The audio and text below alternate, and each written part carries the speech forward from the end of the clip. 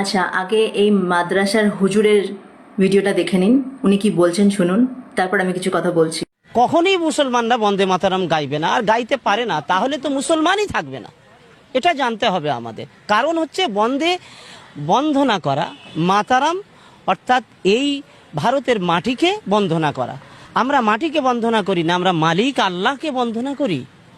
সেই জায়গায় দাঁড়িয়ে সরকার এটা চাপিয়ে দিতে পারে না।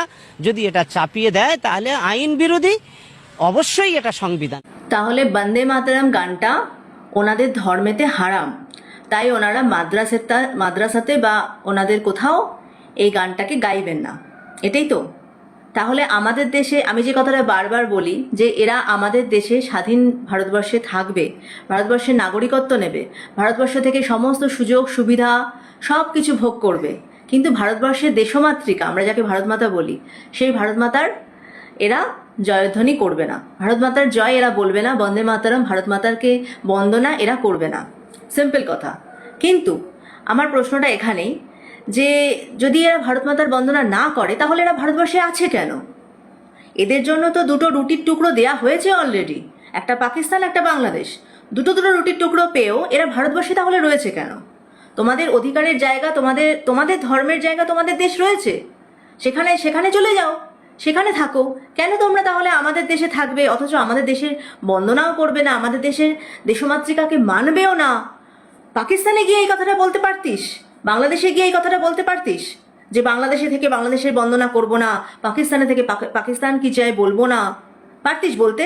হিম্মত হতো না, কারণ এটা ভারতবর্ষ, এখানে যা খুশি বলা যায়, এখানে যা খুশি করা যায়, এখানে নিজের স্বেচ্ছাচার, নিজেদের ধর্মীয় শয়তানিগুলোকে ধর্মের নাম দিয়ে এগুলো চালানো যায়, তাই না?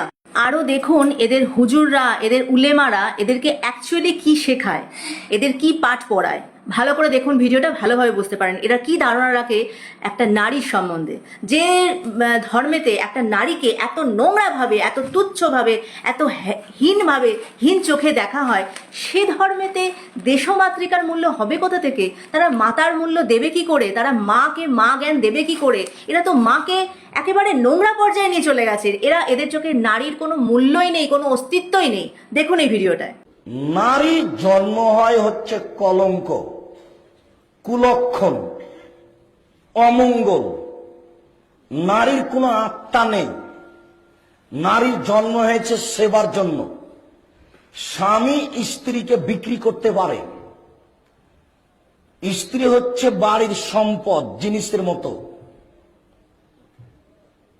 নারী তার স্বামী থেকে অন্য কোথাও যেতে পারবে না, নির্যাতন চালালেও। খ্রিস্টান ধর্মে স্ত্রী যদি স্বামীর সাথে থাকতে না চায় তাহলে প্রকাশ্যে অন্যের সাথে জেনা করতে হবে। এরপরেও নারীর বিচ্ছিন্ন হতে পারলো।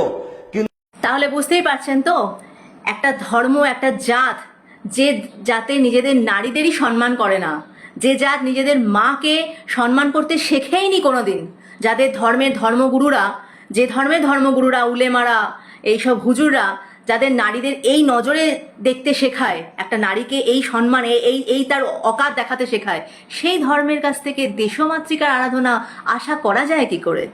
ঘেন্না লাগে এই জাতটা সম্বন্ধে। এই জাতের কথা যত দেখি তত ঘেন্না লাগে। তোরা কেন ভারতবর্ষে আছিস ভাই? তোরা চলে যা, তোরা মানুষের যোগ্য নস, তোরা আগে নিজেদের চরিত্র শুধরা, তোরা নিজের ধর্মের পরিবর্তন কর, নিজের ধর্মকে শুধরা, পিউরিফাই হ। অনেক কিছু শেখার বাকি আছে।